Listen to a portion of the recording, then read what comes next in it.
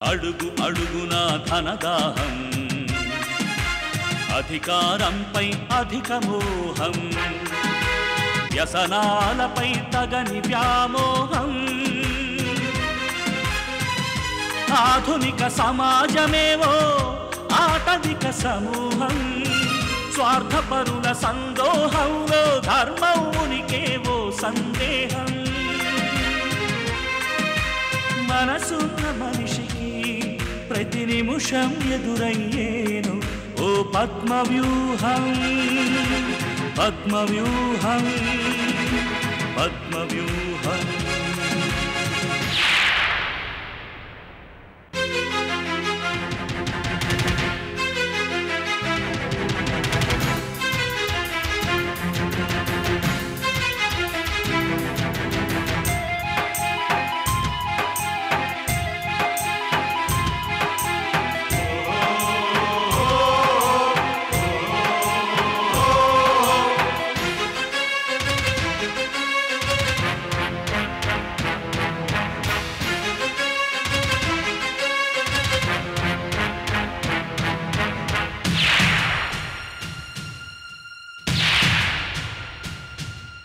ప్రతి కదలిక వెనుక ఓ లాభానికై చింత, అవసరం లేకుండే అరక్షణమైన నిలువరు నీ చెంత. ఇది కన్నీటినే వేలం వేసే కసాయి సంత, ఇది కన్నీటినే వేలం వేసే కసాయి సంత. విలువలకై వెతుకులాట నేడొక పెద్ద వింత, విలువలకై వెతుకులాట నేడొక పెద్ద వింత. మిత్ర, ఎక్కడికెళ్ళావు? అమ్మింత కంగారు పడుతుందో తెలుసా? నువ్వు మొదలెట్టావా? నీ పనేదో నువ్వు చూసుకో. నన్నేమని అడిగావంటే ఏం చేస్తావే? ఏం చేస్తావు? నిన్ను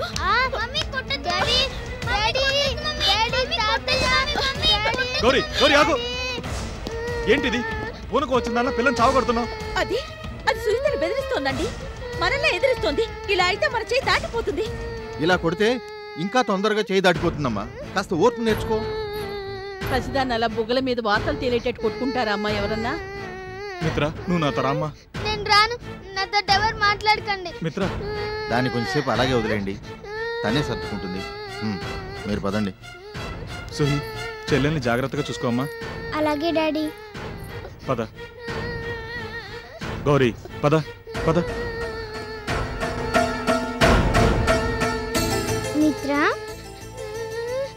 ఇలా చూడు, మనిద్దరం ఫ్రెండ్స్ కదా. నాతో చెప్పు, ఎవరా ఆంటీ? నేను చెప్పను చెప్పను చెప్పను. అలా ముండితనం చేయొచ్చా? అందరూ నిన్ను చెడ్డ పిల్ల అంటారు, నిన్ను మంచి పిల్ల అంటారుగా. హాయిగా ఉండు. అది కాదు మిత్ర, అక్కని కదా. నాకెవరు అక్కలేరు, పో ఇక్కడి నుంచి.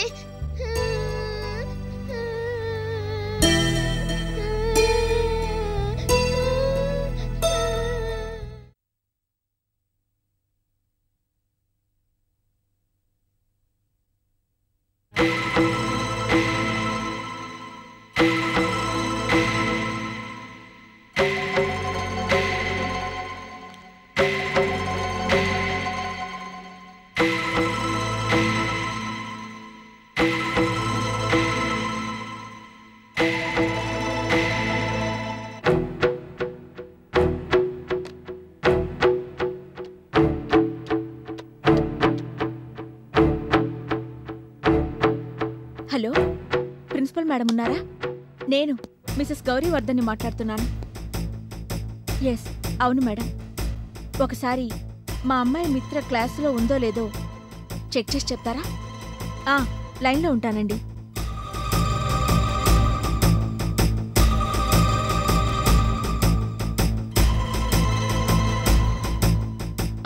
చెప్పండి, క్లాస్లోనే ఉందా? ఓకే, థ్యాంక్ యూ మేడం, ఉంటాను.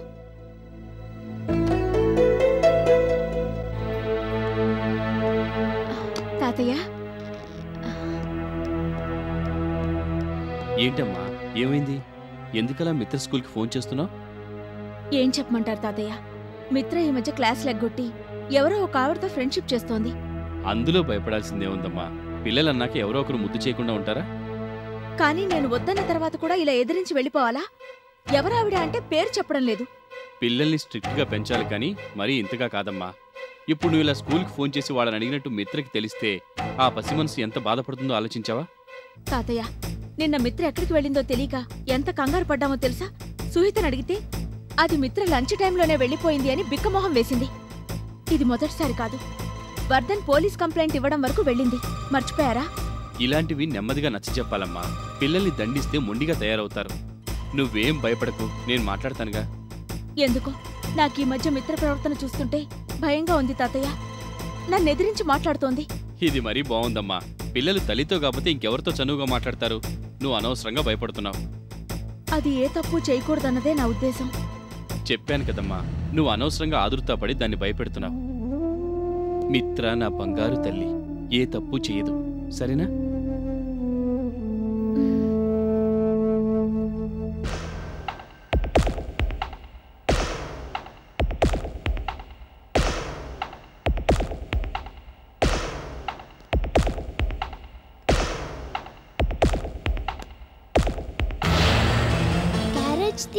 నాకేమొద్దు, నేనేం తిన్ను. తప్పు మిత్ర, లంచ్ చేయకపోతే అమ్మ తిడుతుంది. అమ్మ తిడుతుంది, అమ్మ తిడుతుంది, అమ్మ తిడుతుంది. ఎప్పుడు తిట్టడమేగా, ఇంకో పనేముంది? తప్పు చేస్తే మరి తిట్టరా? ఏమిటి తప్పు? పెద్దవాళ్ళు వాళ్ళ ఫ్రెండ్స్తో బయటికి వెళ్ళరా? వాళ్ళ ఇష్టం వచ్చినట్టు బయటికి తిరగరా? మనం చేస్తేనే తప్ప? చెడిపోతామా? పెద్ద పెద్ద మాటలు మనకెందుకు మిత్ర? ఇలా అది మాట్లాడకూడదు, ఇది మాట్లాడకూడదు అందా ఆంటీ. చాలా మంచిది. ఎవరా ఆంటీ? నిన్నెందుకు అస్తమానం బయటికి తీసుకెళ్తుంది? ఏ, నేను తీసుకెళ్ళట్లేదు ఇంకుల్లా? నిన్ను తీసుకెళ్ళినా నన్ను తీసుకెళ్ళినా ఒకటే మిత్ర. మమ్మీ బాధపడుతుంది. అసలు ఎందుకు ఆవిడ మమ్మీకి తెలియకుండా బయటికి తీసుకెళ్తుంది? ఆంటీకి పిల్లలంటే చాలా ఇష్టం. నేనంటే మరీ ఇష్టం. అలా అయితే నీకోసం ఇంటికే రావచ్చుగా. ఇలా చెప్పకుండా తీసుకెళ్ళడం ఎందుకు? మమ్మీ కంగారు పడుతుందిగా పాపం. చాలే, ఎప్పుడు ముసలమ్మ కబుర్లు చెప్తూ ఉంటావు. మమ్మీ సంగతి నీకు తెలీదు, ఎవ్వరిని నమ్మదు. ఆ ఆంటీకి కూడా మన మమ్మీ సంగతి బాగా తెలుసు. మమ్మీ నన్ను అనకూడదు మిత్ర, మమ్మీ చాలా మంచిది. మమ్మీ మంచితనం నాకేం చెప్పక్కర్లేదు, ఎప్పుడు నన్నే తిడుతుంటుంది. నేను క్లాస్కి వెళ్తున్నాను. మిత్ర, మిత్ర లంచ్ తిని వెళ్ళు మిత్ర.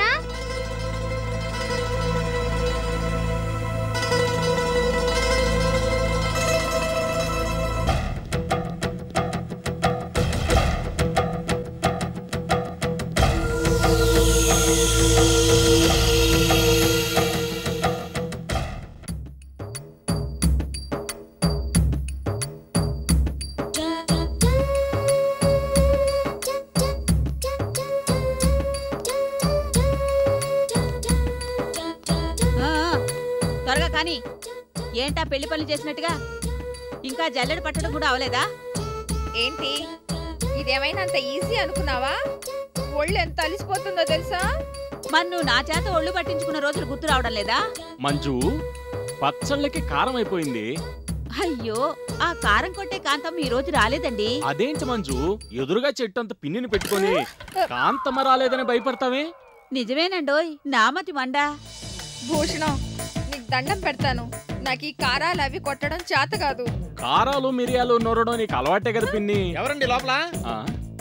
ఎవరో కస్టమర్ వచ్చినట్టున్నారు, వెళ్ళి చూడండి. త్వరగా కానివ్వు.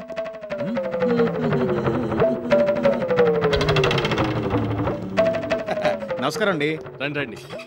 కిలో లడ్డు ఎలా ఇస్తున్నారు? మీరు ఎలా ఇవ్వమంటే అలా ఇస్తాను సార్. సంచిలో ఇవ్వమంటారా, ప్యాకెట్లో ఇవ్వమంటారా, డబ్బాలో వేసి ఇవ్వమంటారా, మీ ఇష్టం. మనుషుల్లో మీలాంటి సెన్స్ ఆఫ్ హ్యూమర్ ఉన్న వాళ్ళని చూసి చాలా రోజులు అయిపోయిందండి. నా ఉద్దేశం కిలో ఎంత అని. 80 రూపాయల పైసలా? అబ్బో, మీకు సెన్స్ ఆఫ్ హ్యూమర్ చాలా ఎక్కువ అనుకుంటా. సుత్తి కొట్టకండి, రూపాయలే. కిలోకి ఎన్ని తూగుతాయి? ఎన్నైనా తూగుతాయి. వాటిలో కొంచెం ముందు పోస్తే.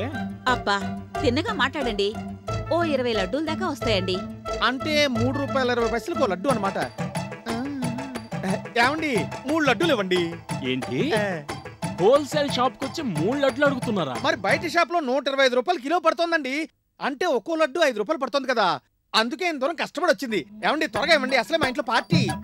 3 లడ్డూలతో పార్టీయా? కాకపోతే 3 ఎందుకు కొంటాను, ఒకటే కొని పొడి చేసి అలా కొంచెం పంచేవాడిగా. ఈయన గనక దేశానికి ఫైనాన్స్ మినిస్టర్ అయితే కరువు సమస్య తీరిపోయేదా? దళితులు కూడా అప్పటిదాకా వాళ్ళు ఎంత సంతోషంగా ఉన్నారో తెలుసుకుంటారు. మంచు, పిండి ఈ మాత్రం మెత్తగా కొడితే చాలా. అత్తగారు ఇక్కడ ఉన్నారా? అల్లుడు గారు మీరా? అత్తగారు పరాయి వాళ్ళ దగ్గర ఊడుగం చేసి మన వంశం పరువు మంట కలుపుతారా? మీ వంశానికి పరువా? ఇంకా భూషణం, నన్నేమన్నాను?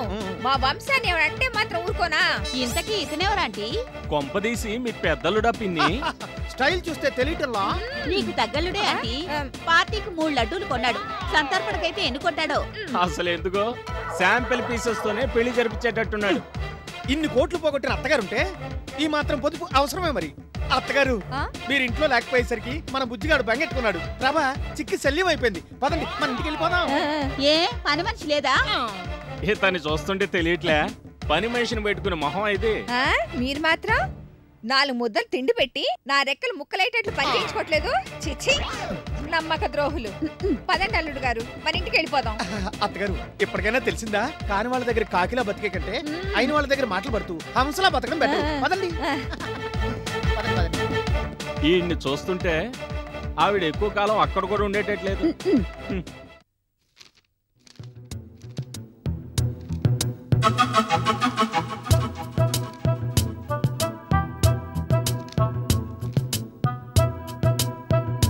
డాడీ డాడీ నాకు డీప్ సీ పిక్చర్ చూపించవా? ఐమాక్స్ లో వచ్చిందంట. మిత్ర ఎప్పుడు సినిమాలేనా? పరీక్షలు వస్తున్నాయి, ఈసారి మంచి మార్కులు తెచ్చుకోవాలి. అక్కయ్య చూడు ఎంత బాగా చదువుకుంటోందో. అందుకే దానికి జనరల్ నాలెడ్జ్ లేదు. సిల్వెస్టర్ స్టాలిన్ అంటే ఎవరో తెలియదంటుంది. నీకు భలే ఉందిలేవే జనరల్ నాలెడ్జ్, పొట్ట నిండా కబుర్లే. ఏంటి తండ్రి కూతుళ్ళు తెగ నవ్వుకుంటున్నారు? మా పర్సనల్ విషయాలు నీకు చెప్పే కాదులే, చెప్తే నువ్వు మళ్ళీ హిట్లర్ అయిపోతావు. హిట్లర్ నీకు సరిగ్గా సరిపోయే పేరేలే. ఓహో, నా వెనక మీరు నన్ను హిట్లర్ అంటున్నారన్నమాట. ఏమిటే అంత కఠినంగా నేనేం చేశాను? మిత్రా మిత్రా సుహిత, ఈరోజు స్కూల్లో ఏమైనా జరిగిందా? ఆ ఆంటీ మళ్ళీ వచ్చిందా? లేదు మమ్మీ, మిత్ర మంచినీళ్ళు అడిగితే కూడా టీచర్ బయటికి పంపించలేదు, క్లాస్లోకే వాటర్ తెప్పించింది. వర్ధన్, మిత్రకి నా మీద ఇంతగా ద్వేషం పెరిగిపోతోందేమిటి? ద్వేషమా? అంతంత పెద్ద మాటలకు అర్థం తెలుసదానికి? ఏదో చిన్నపిల్ల పెంకితనం చేస్తోంది, నువ్వు దాన్ని మరీ డిసిప్లిన్లో పెట్టాలని చూస్తున్నావు, అది సహజంగానే కోపం తెచ్చుకుంటోంది. అసలెందుకు నన్ను చూసి దూరంగా వెళ్ళిపోతోంది? మా అమ్మీ అని ప్రేమగా దగ్గరికి చేరి ఎన్నాళ్ళైందో తెలుసా? ఆ ఆంటీ ఎవరో గాని దీనికి పరిచయం అయిన తర్వాతే ఇలాంటి మార్పులొచ్చాయి. చచా, అలాంటిదే ఉండదు, అంతా నీ భ్రమ. అసలే నీకు ఊహలు ఎక్కువ. నువ్వేదో 2-3 సార్లు కోపడ్డావని అలిగిందంతే. అవును మమ్మీ, చెల్లినేమీ అనుకో, చెల్లి చాలా మంచిది. అలాగే తల్లి, ఏమీ చేయకుండా నేను మాత్రం ఎందుకంటాను? మీరిద్దరూ నాకు 2 కళ్ళు, ఏ కంట్లో నలకపడినా నాకేగా బాధ. గౌరీ, నువ్వు ఓవర్గా రియాక్ట్ అవ్వడం, అతిగా క్రమశిక్షణలో పెట్టాలనుకోవడం మానే. పిల్లల్ని ఏదైనా పర్టికులర్ పని చేయొద్దంటే అదే పని చేయాలనే టెండెన్సీ చాలా మంది పిల్లల్లో ఎక్కువగా ఉంటుంది, తెలుసా? అలాగే వర్ధన్, నువ్వు కూడా మిత్ర గురించి కొంచెం కేర్ తీసుకో. దాని పెంకితనం మూర్ఖత్వంగా మారకుండా చూడు. Okay, relax.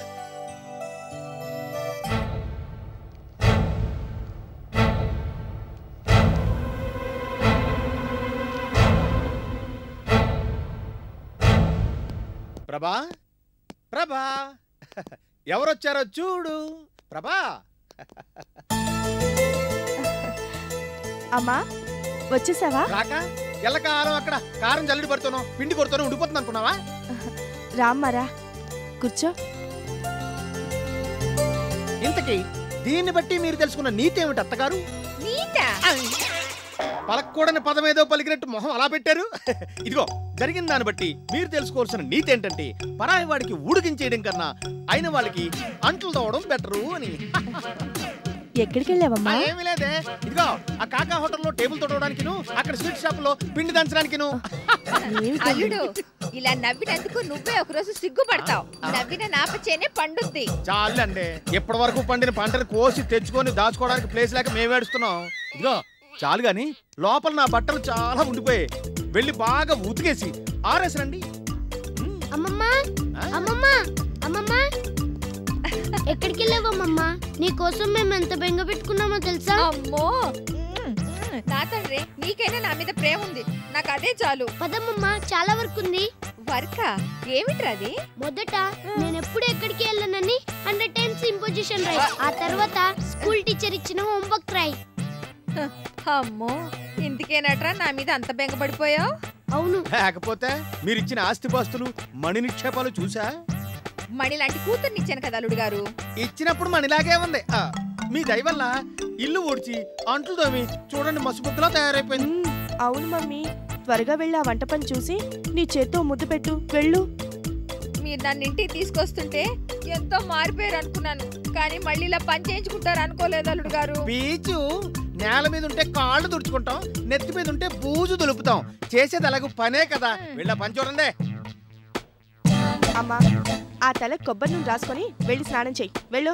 కొబ్బరి నూనె చూసి వాడండి, అల్లుడు సొమ్మే కదా. జాగ్రత్తగా వాడండి. అలాగే.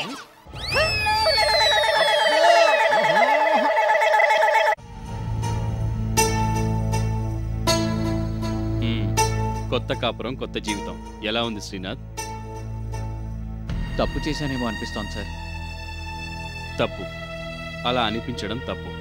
గొప్పింటి అమ్మాయిని పెళ్లి చేసుకుని తన వాళ్ళందరికీ తన్ని దూరం చేసి తన్ని ఒంటరిదాన్ని చేసి నా దురదృష్టాన్ని కూడా తన నెత్తి మీదే రుద్దానేమో అనిపిస్తోంది సార్. ఒంటరిది ఎందుకైంది? సమీరకి తోడుగా నువ్వున్నావుగా. దేవదాసు తాగి తాగి పోయింది పార్వతి కోసమే గాని అమ్మ నాన్న కుటుంబం లేరని కాదుగా. మజ్ను పిచ్చివాడైపోయింది కూడా లైలా కోసమే. ప్రేమించుకున్నవాళ్ళు ఒకటయ్యేది కొత్త లోకం నిర్మించుకోవడానికే గాని పాత జీవితంలో పోగొట్టుకున్న లాభాల్ని లెక్క చూసుకోవడానికి కాదు. సార్, మీరిలా ప్రేమ గురించి మాట్లాడడం ఆశ్చర్యంగా ఉంది కదా. ఒకప్పుడు నేను కూడా నీ స్థానంలో ఉండి నీలాగే హద్దులు దాటడానికి ప్రయత్నించాను. కాకపోతే నువ్వు నీ గమ్యానికి చేరుకోగలిగావు, నేను చేరుకోలేకపోయాను.